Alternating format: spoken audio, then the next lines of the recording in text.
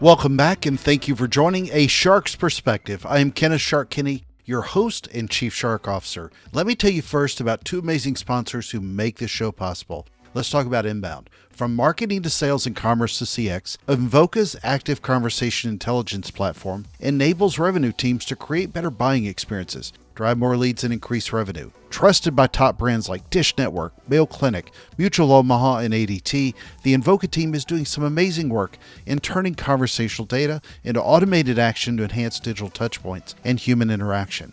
Now let's talk about Outbound.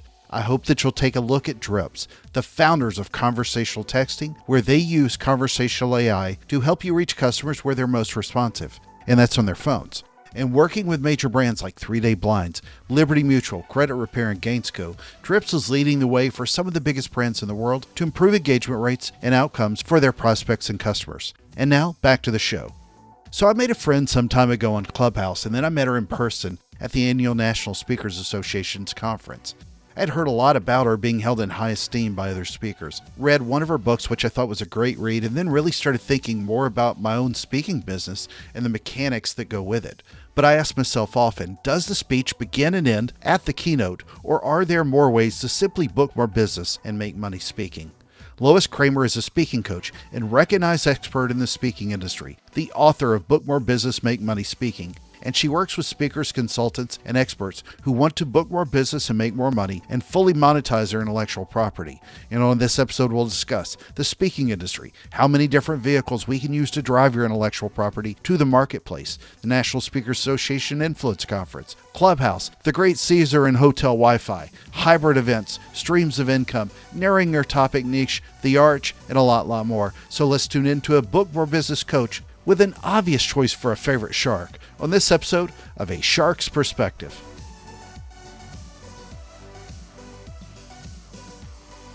Lois, thank you so much for joining us today on A Shark's Perspective. If you would, tell us a little bit about your story, your background, your career to date. Well, just a fascinating tale, Shark. I run a company and have for 20 years called Book More Business, working with speakers, experts, and consultants who want to book more business, make more money, and monetize their message. And I've been doing this for quite a while. Never had planned on starting my own business. Kind of totally came into this accidentally. And I was staying home with my daughter. I had a corporate career that I left when I adopted my daughter, stayed home for a number of years, and then got a call from a professional speaker who lives here in St. Louis, where I live, inviting me to come and run his business. And we had some conversations, and I said, I'm not a fit. I don't want to work full time. I, this, that, and the other. But I said, you sound like a great guy. And how dare you say that? Why don't you just reinvent yourself as an expert and go appear on Clubhouse every day? I'll tell you. And I told him, best of luck to you. He called back 10 minutes later and he said, would you have lunch with me? And I thought, well, I've been out of the marketplace for a while. It'd be good for me to have lunch. So we had lunch. I ended up working for him for a number of years. We came to we came to a like mind about what I needed and what he needed. And it was the start of working in the professional speaking industry on the business side. And a number of years later and many opportunities later, I decided to start Book More Business. So that's what I do. That's, kind of I've made it a long story, but that's how I got into this, totally by accident. But I absolutely love what I do. Yeah, but you never really aspired to be the person directly on stage speaking. No, I never did. I am the person who, when a speaker has a program, knows their expertise, has a program, and has the presentation skills. I don't do any of those things. They come to me to monetize it. And I used to do some programs for corporate sales teams, some sales programs. I don't do them anymore. The only speaking I do now is to groups of professional speakers. And so, who knew? Who knew, Shark? I sure didn't. Well, to your credit, and most of the people I know that know you, we'll talk about well-respected speaking coaches in this business, and your name comes up often. Oh, you got to meet Lois. You got to talk to Lois. And I've Thank heard you. that quite a few times. But also, to your credit, you're not somebody who's also a speaker. There's a lot of people who are speakers and speaking coaches. Many of them are honest, but there are also a lot of them that are also trying to build their business as speakers at the same time they're trying to coach people. And there's sometimes a conflict of interest. So, to your credit as well, it's good to hear something like that. So, I got to meet you on Clubhouse initially in Yes. various professional speaking rooms, but then I got to meet you in person at the 2021 National Speakers Association Influence Conference in Vegas. So, a couple questions. One, what did you think of the event now that we've had some time to look back on it? What did you learn in 2021 compared to other years' events? Yeah, good question. The thing that I learned first is that hybrid can work. Hybrid meetings can work. Um, One of the other things that I learned, they work better if you're not doing them from Caesar's Palace in Las Vegas. Yeah, good luck with that Um, Wi-Fi. Caesar's finds itself in the same space of a lot of hotels. And you and I travel in business, and we know that rarely does a hotel have good Wi-Fi. It's really rare. And sadly, Caesar's was not good. The good news, I think, for our industry, especially the speaking industry, is that people are stepping up and committing to getting better, because if we don't have good Wi-Fi, hybrid meetings aren't going to be very effective. And both Hilton and Marriott are pledging to put in millions to upgrade their Wi-Fi platforms. And so I think that this is good news for us. So coming out of the bad news of Caesars and their bad Wi-Fi, I think that we have things to look forward to. Yeah, I agree. So question two, what do you think is the value for professional speakers on Clubhouse? And the reason I pivoted is just because that's where we met. But sort of a Yes. twist on that question, how should a speaker looking to get more business use Clubhouse as some sort of social media platform compared to other platforms where they can leverage video or Yeah. video plus audio or just the written word with blogging? I don't think every speaker needs to be on Clubhouse and have their own show. I think it depends upon your expertise and what you want to accomplish by doing it. Um, I, I am on Clubhouse every Monday night for 2 hours, 6 to 8 Central. It's been great for me. I've sold a lot of books. Really? Yes. And, but I think that you have to answer that individually, depending upon what you want to accomplish. I think that there are so many rooms on Clubhouse that I think are a total waste of time, that are more fun for people who want to kind of make a hobby of using the platform. But for business, I think that there are several that are really good. But as I think I was asked this question by someone who speaks on leadership. And he said, do you think I should do a Clubhouse show? And I said, no, I don't. Because I think that he can better use his time writing, speaking, and promoting himself than on Clubhouse. I just am not yet convinced there are a lot of buyers on Clubhouse for Oh, speakers. 100%. Yeah. Could not agree with you more. I think if anybody can go into a Clubhouse room actually with a goal, which most of the rooms do not, it's just an endless pit of Yes. talk. Yep. Yep. Unfortunately, most people don't. So, who is the ideal customer for you? At what level are they that typically come to you for their speaking business? You're not a performance coach No. from a theater perspective. Yeah, I don't do anything with presentation skills. I don't do anything about content formation. I don't help you write a speech or tell you what to speak about.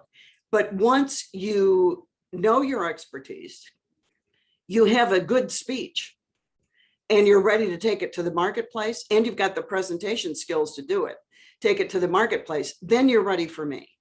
So as you can imagine, lots of people who come to me are people who have been speaking for a little while, curating content, practicing their message. But I've also worked with some people to jumpstart a business if they have those key things. But most of the people who come to work with me are looking to take their business to the next level.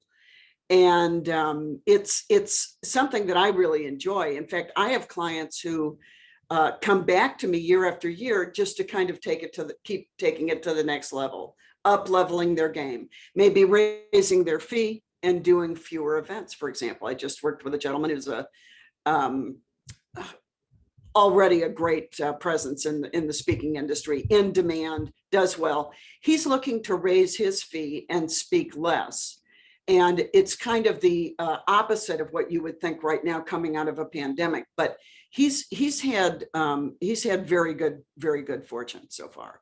So let's assume that we're back to some sort of new normal. Yeah, whatever that is. Whatever that is. Give you a grain of salt though, because nobody's got a great crystal ball right now. That's right. Although we do feel like it's going to be positive.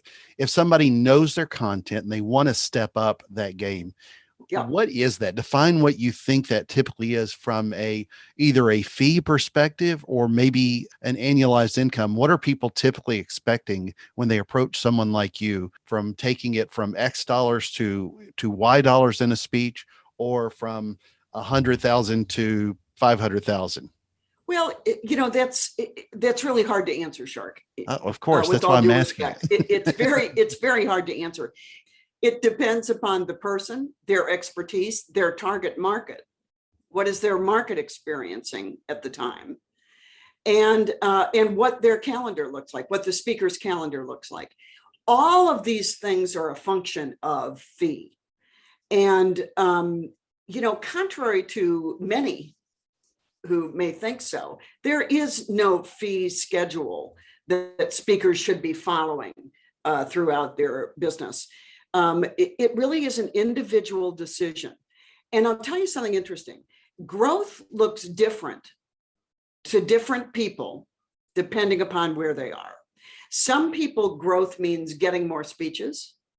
Some growth means, as I just mentioned, my client who wants to speak less but make more. For many, growth has meant in the last year or so, adding income streams, ancillary income streams to a speaking practice, which I think is always a good idea. I thought it was a good idea before the pandemic. So obviously, I think it's even a better idea at this point. But all of these things that we do, that we add to a speaking practice, have to all fit in within our area of expertise and make sense, and they have to be marketable. So I think we may have even spoken about this on Clubhouse, but one of the things that I struggle with, I think, when thinking about professional speaking, other than just being on stage, and this was obviously a big part of the conversation at Influence, and it's an ongoing conversation, is different streams of income, which we're all working to attain. Yes. How much of that does it concern you if somebody comes to you?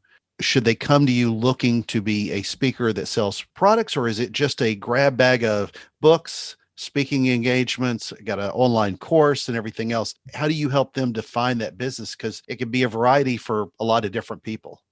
It can be. And so I look at how many different ways, how many different vehicles can we use to drive your intellectual property to the marketplace? That's what I'm looking at. And certainly a book is a great way to do it. A recording of a live program, another great way to do it. A course, a great way to do it.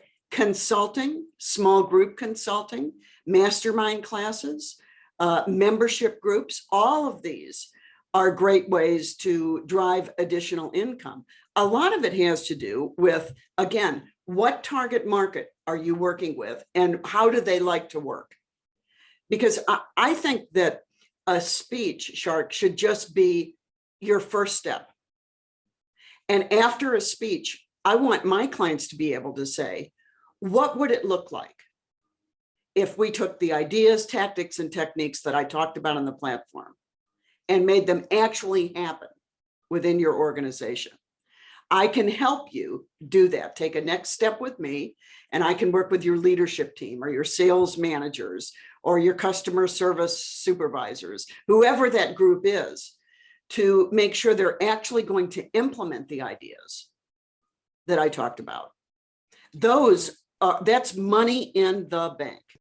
I know a big part of what you do is help people position themselves for that business growth. Yeah. And we hear all the time that speakers in particular have to narrow down to a specific, say, a topic or a focus, really to help them find that niche and position themselves. And we know people that speak about resilience, about connection, Mhm. collaboration, all the different topics. Do you think that speakers who also do courses or books that they always need to continue to follow in that focus? I do. Here's why I'm saying that. The deeper you go into the deeper you go into your expertise and into a target, the more money you'll make. The market right now does not want a generalist. Someone, in other words, someone who speaks on customer service to anyone who is interested in customer service. Markets now are looking for people who have a depth of experience in a slim area of expertise, and they're willing to pay more for it. So if you do present present your expertise in a target market, I think that you create traction, you create momentum for your next speech, but you also create traction and momentum for other ancillary services that you may offer that will help drive that point home. And I think all of the things that you do besides giving a speech lend an element of accountability to that client. And a lot of companies, corporations, and associations are looking for that accountability. How can we make sure that paying thousands of dollars to bring you in, to put you in front of our people, is going to pay off for us ultimately? That's the question. So I think through this example a lot, and I'm glad you just said customer service is one area. So a better way to niche that down away from being a generalist is maybe they speak to customer service in the home insurance industry, or That's right. is insurance broad enough? Or Yes. in your opinion, do they need to narrow down even further to life insurance, for example? In this area, I call this financial services. Insurance is part of the financial services industry. And I think a target would be financial services. Now, you might specialize in insurance company. That might be a big area within your expertise. But targeting, it doesn't have to be quite that narrow, Shark, but it should be narrow enough that you can say financial services, manufacturing. And that's a huge retail. market on its own. Yes, Yeah. it absolutely is. So when they've narrowed themselves down to that specific niche that everybody's happy with, where do you typically see the fees, at least from what you hear, increase, or the likelihood to book increase? Is it twice as many bookings or double the fee because they've niched themselves down? I mean, not necessarily they're different for everybody, Yeah. but I'm trying to put some sort of X factor on. I can't put an X factor on it. And I'm sounding like I'm being squirmy. I am being squirmy. And this is why. The amount of bookings you get is in direct proportion to the amount of work you put into it for a speaker. There is no big surprise about this, but I think a speaker who narrows their vision from being a generalist into a certain target industry and markets within that industry has a likelihood of greater interest, much greater interest, realizing this. If financial services would be my target market, every time I speak to a bank, a credit union, an insurance company, I interest other banks, credit unions, and insurance companies in having me in. Now, it's up to me to make sure those other credit unions, banks, and insurance companies know that I recently spoke for, let's say I spoke for Bank of America. I am the one who needs to create the publicity around what I just did to leverage the event that I just did into others within that industry. So to say that you can double your interest, if you'll put in the work, you can. Triple your interest, if you'll put in the work, you could. But so much of this is about, am I willing to do the sales work, the daily grunt work, doing outbound marketing every day to interest those people in my target market and to keep them appraised of what I'm currently doing. What are your thoughts on whether or not somebody as a professional speaker when they niche down to a topic in a specific industry, even if it's, say customer service and financial services. Mhm. How much of that do you think they can do to pivot to something else?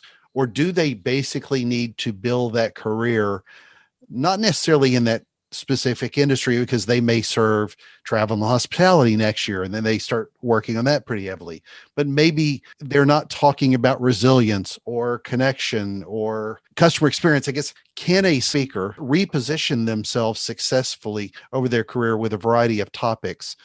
Yes, you can reposition yourself.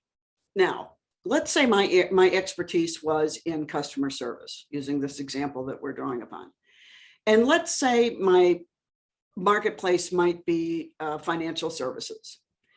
I can go out to as many different markets within financial services as I want to. I can also massage my topic, customer service, into customer service and great communication, customer service for leaders, customer service for frontline employees. There's a number of ways you can do it. I think, though, your expertise is your expertise. And so I would probably be the one encouraging someone to look at different spinoffs that have a lot to do with their core expertise. I think, for example, if I'm in customer service and I decide I want to speak on time management suddenly, it's something that I can offer. But if it's so different from what I've been doing, it's going to be a harder sale. So I always say, go back to the point of least resistance, and it's going to be expertise and experience every time. So in your book More Business, Make Money Speaking, you contend that even if you have the most interesting and important message to the world, it'll go unheard if you don't have a platform. Illustrate, if you will, what you mean by that, how to get that platform, and how to be well paid for your work. Well, what I mean is, you can have the best program in the world, the most meaningful. You can be a terrific presenter. But if no one gives you the opportunity or the privilege of getting on their platform, it doesn't matter. So this is all about each person wanting to speak, to grab a hold of the reality that the only person who is interested in furthering their career is going to be themselves. And so it is our responsibility to take that great program we have out there and have others see it, position it well, so others can see the benefit of bringing us in. And so when I say you can have the best speech in the world, but it will go unheard, it just means if you aren't the one digging up opportunities. Shark, one of the things I tell new speakers, and boy, if I had a buck every time I said this in Las Vegas when you and I were there, I could have bought us maybe a slice of pizza at Caesar's. Yeah, really. But a lot of people come up to me and say, look, I really want to speak. I think I've got something to say and I really want to speak. And I tell them, okay, get your message, get the ability to deliver it well. But then comes the hard part. Realize that your first year in business, 98% of your time will be spent selling and marketing, and 2% will be presenting. Are you willing to put up with that? Because it's a great barometer, because this is really true. And then those figures start to change with experience, with deepening expertise and opportunity. But a lot of people don't realize how hard it is. And I'm sure that you've had people come up to you and say, after a speech of yours, Shark, this is really great. You get paid what for an hour? And they have no idea what it took to get the opportunity in the first place. So that's what I'm talking about, gaining opportunity. Yeah, the time away from family, time traveling. Yes. The time you spent building relationships with those people that are paying you, it's totally different than most worlds. I remember a specific conversation we had when I was thinking about joining NSA. I asked you, what do you think somebody should do? Should they spend more money on coaching, or should they spend the money on NSA? And I just used a lower level fee, a lower level that it costs NSA. NSA doesn't, thank goodness, cost $10,000 or anything like that. Yes. Yeah. But your first reaction out of your mouth was NSA. And as a speaking coach, I thought it was very interesting that you didn't say, oh, give me the money. I'll help you get this, that, or the other. And obviously, that's part of it. That was a big part of it. But I really admired that you said NSA. Well, thank you. And I truly believe that, because I am part of the equation. But I think that I like clients who have a broader knowledge about the speaking business, about presenting, about product, content curation, and selling. So I am a big part of that, because I'm the selling part, helping you sell what you do. But I like people to really get themselves into the culture of this business. And I think the way you do that is, one of the ways is what you and I did. We went to Las Vegas to our national convention, and we see great people on the platform. We get to meet people. We get to hear what's working and what's not. The speaking business is very bizarre when you think about it. When I was in the corporate arena, I worked for a little mom and pop called United States Steel Corporation. And we did not meet up with our competitors in the country and share what worked for us and what didn't work for us. So this was a real culture shock, this industry, to me. And, the good news is that we do share these things willingly. I think that a lot of people know that one of the best places to find great resources and expertise is National Speakers Association.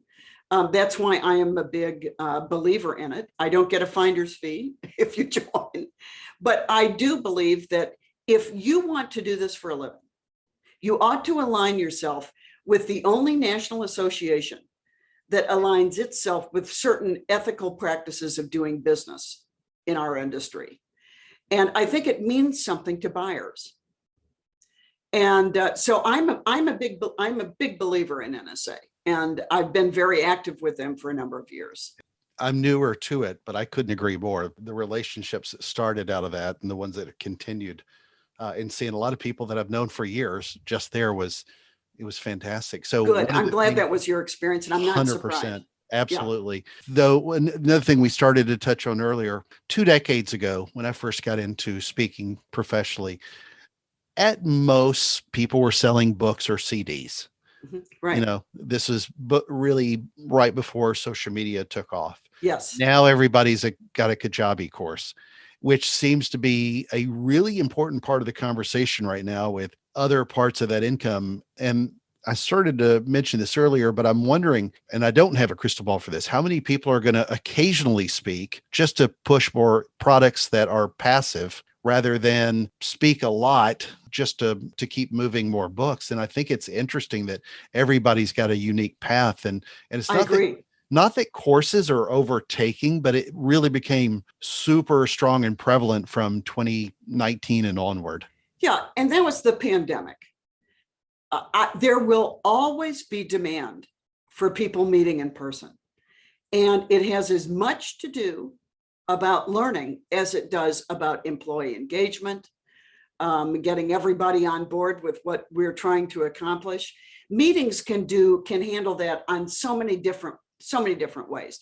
A course cannot. A course is a one-on-one thing.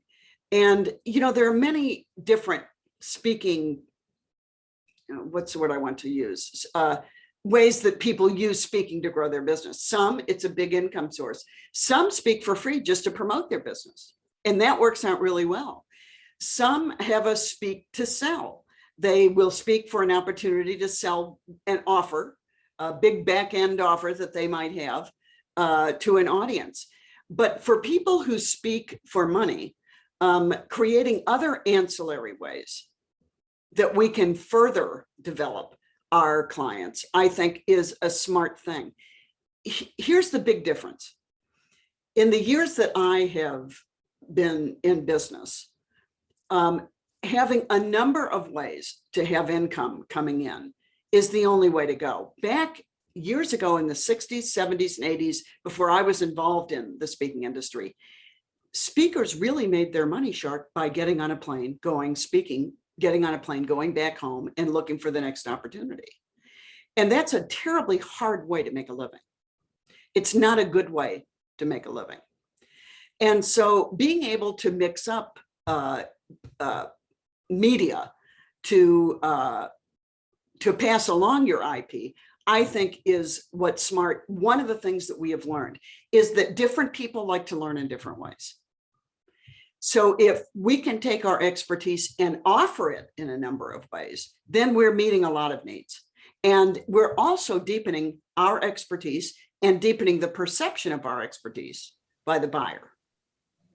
What's the most important thing you think someone needs to be a successful speaker 2021 and going forward? I think that they need to have great expertise and have a depth of expertise. I think that's the most important thing, Shark. This, by the way, has not changed. My answer would have been the same 5 years ago, and it will probably be the same in 5 years. I think what has changed are the number of ways we provide that information. We drive it to the marketplace. There were a lot of people, though, that I've known that gave some fluffy speeches without the expertise. I think the audiences have changed. Their expectations are so much higher. I totally agree with you. Yeah. Listen, content rules. It did before the pandemic. It will after the pandemic. Content and engagement. Those are the things that rule. So another tip that I want to ask you, what's the most important thing someone should do before they come to you or any great coach like you to position themselves to do better before they come to you? You know, I think that Toastmasters is a fantastic organization. You and I got to see at Influence 21, Toastmasters was presented with the Master of Influence Award, which is a big deal. And I thought, oh my God, we didn't give it to them years ago, was kind of my thought, but better late than never. Because I think Toastmasters is a perfect starting off point for someone who thinks that they're interested in this industry. It's a great place to go and get presentation skills training for next to nothing, to rub elbows with a lot of experts, other experts who have something they want to say or are wanting to be more compelling in the way they say it. It's a great place to practice stories. It's a great place to practice material. I have a friend who has been speaking for 30 years. She's a good friend of mine here in St. Louis. She does very well. She will never miss a Toastmaster meeting. She's been a part of the same club for 25 years. And if she's in town, she goes. And I said, why? You were just out of town. Why are you beating feet over to a Toastmasters meeting? And she said, because it's a great place to try out material and get well-considered feedback. And so I think Toastmasters is a great place. Develop your expertise, pump up your presentation skills, and then visit an NSA chapter. We have chapters all over the country. Many of us are going to be virtual for quite a while, if not forever. And so you can take advantage of that. But, you know, the main piece of advice I give, Shark, to somebody who says, you know, I want to speak, what's your advice? My advice is to get the hell out there and speak. Speak to anybody who will listen to you, any group, anywhere, anytime. And every time you do it, ask for a testimonial letter or email saying, if you liked what I had to say, could you let me know? I'd like to use it to promote myself. And this is a great way to get started in our industry. Testimonials are the economic capital of a speaking practice. When I started speaking, I spoke everywhere I could in St. Louis, and I got testimonials all along the way. And the people who read those testimonials did not assume I wasn't paid. They assumed I was paid and that I did a good job. So I was able to leverage those into paying opportunities. I was conservative with my fee at first because opportunity was the most important thing. And then just grow, start asking for more money and lessen your expertise, narrow down. Don't widen your area. A lot of people think, you know, you'll love the fishing metaphor, Shark, but, you know, casting a wide net, that used to be true, but it isn't anymore. People want expertise, information that challenges and changes the way that they behave in their organization. To that point, do you think that's changing the types of speakers that need to be created where they're not necessarily the entertainment driven content speaker, but more of the industry expert? Because those speeches often are very different, tactical versus Yeah. theory. There will always be a market for that after dinner speaker, the more entertainment speaker who is doing Employees Appreciation Day. And there are some people who do very well in this niche. So I think you've just got to pick your niche. What do you want to do? I had a client that I've worked with for a number of years, off and on for a number of years. And he always spoke on leadership. And a couple of months ago, he said, I'd like to book some time with you. And I thought, great. So we got on, we started talking. He doesn't want to do it anymore. What he wants to do is he wants to do after dinner speeches, stories. He wants to be a storyteller.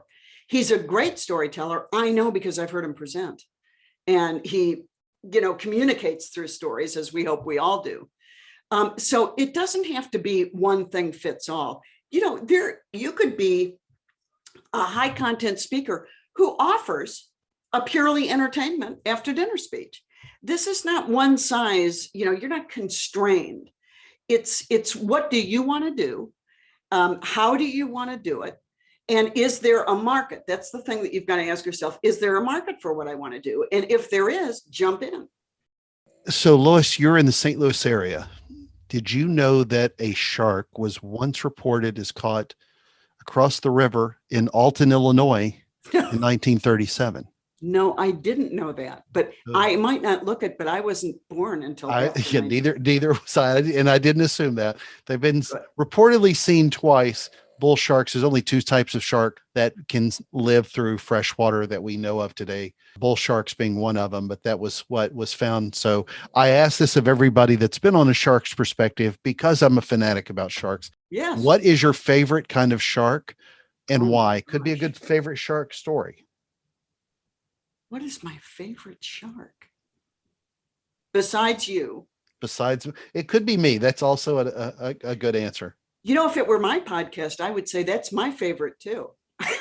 Bingo. All right. Well, Lois, it's that special time of the show. Are you ready for the 5 most interesting and important questions? I'm ready. Number 1, some of your friends are coming to, again, one of my favorite towns, St. Louis, for some touristy fun. Are you taking them to the Arch or to a game at Busch Stadium? A game at Busch Stadium, for sure. I don't like heights. Even the new Busch Stadium. Yes. Because the old Busch Stadium was pretty awesome. The new Busch Stadium's still good too. The new one's even better. Yeah. New one's even better.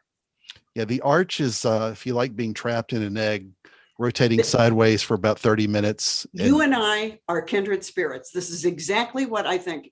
Put me into a capsule, shut it tightly, and then hurl me to 630 feet in the air. It's not my jam at all. No. All right. Number 2, better place to be a professional speaker.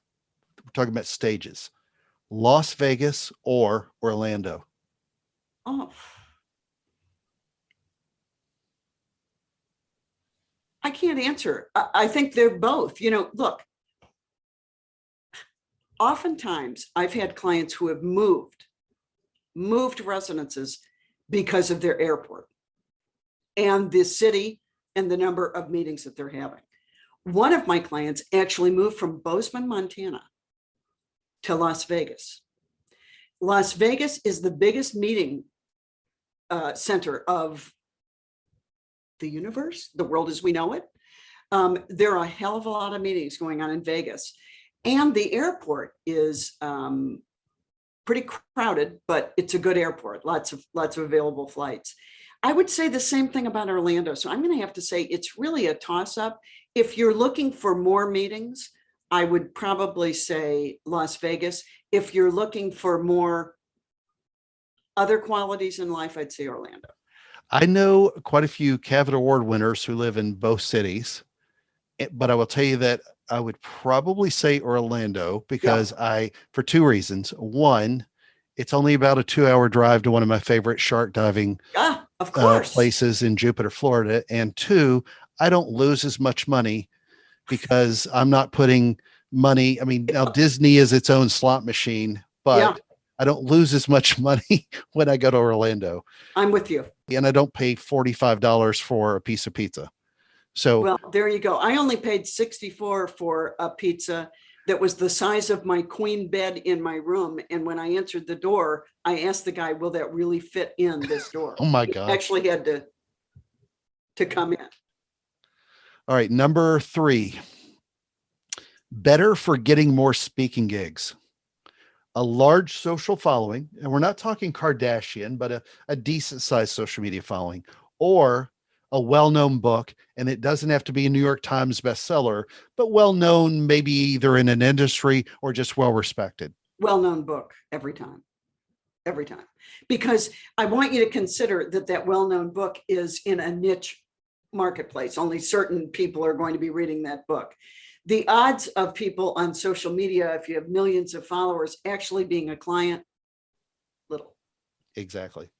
Well, it's like arguing a LinkedIn follower connection Yeah. versus somebody on TikTok. Yeah, I think so. And I'm sure your books have done the same for you as a coach as well, rather than just having a exorbitant amount of followers. Hands down. Yeah. Hands down. All right. Number 4, if you had a choice and you were helping somebody to become this as a future trophy that they would someday have, would it be an NSA Hall of Fame speaker or TEDx speaker? Hall of Fame speaker. Listen, TEDx, I think, is great. I think TEDx has a lot of benefits going for it, not the least of which you can get some good film.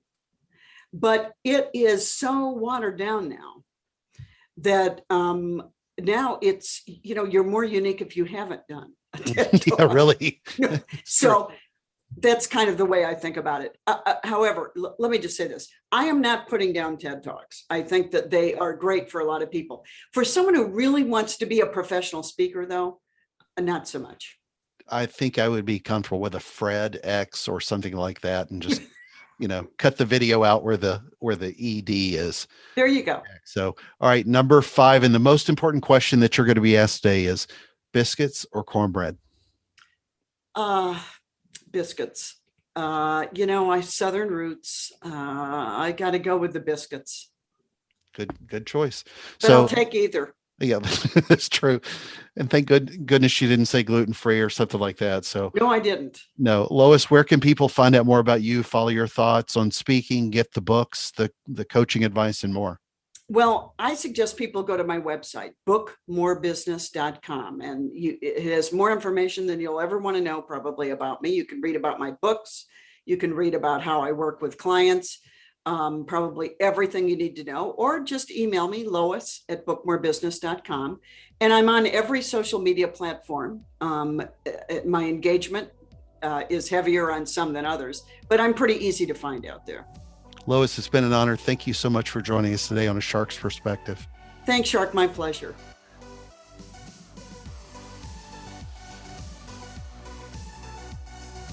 So there was my conversation with Lois Creamer, a speaking coach and recognized expert in the speaking industry, the author of Book More Business, Make Money Speaking, and she works with speakers, consultants, and experts who want to book more business, make more money, and fully monetize their intellectual property. Let's take a look at 3 key takeaways from our conversation with her. First, we talked about the market for speakers, and this takes from many parallels. Let's use a problem at your home as an example. Let's say the problem is with your pipes. The water's bad and you need that fixed ASAP. Would you rather call upon a general contractor to take a shot at it, or a licensed plumber who has expertise on fixing pipes? The answer is obvious to the owner of the home. However, if you're the fix-it person, then you'd probably want to be a general contractor because you believe that opens up the whole world to you. Well, as she said, the deeper you go into your expertise, the more money you make. It will also help you target your marketing because we have a finite amount of time to focus that directive. And I would rather look for people with pipe problems and charge more as a plumber. Happy to give a keynote on it, but just don't ask me to ever fix or unclog a drain. Ugh. Second, Met Lois virtually on Clubhouse. We were talking about whether you as a speaker need your own Clubhouse show. Not really. If you can utilize that time elsewhere to do something better, to make more money rather than just talking all day long on this channel, then do that. Focus your efforts on where there's a return and not just a pleasant distraction. Third, think about how many different ways can you drive your intellectual property to the marketplace? That's what she asks and points out. Great questions and thoughts on focusing on the audiences we serve and where they will buy and buy again. Could be a speech, but could also be a mastermind, book sales, consulting, and so on. It would be crazy for me to ever rely on just one income stream again. By the way, I highly recommend Lois's Book More Business book. It's fun and easy read. Got a question? Send me an email to kenneth@asharksperspective.com. Thank you again for the privilege of your time, and I'm so thankful for everyone who listens. Thank you to the amazing sponsors of Oak and Drips, and would you please consider writing a review and letting me know your thoughts on the show? I'm always honored when you write them. I read every one of them, and it helps me create better content for the both of us. Time to book more business and dive a little deeper, and please join us on the next episode of A Shark's Perspective.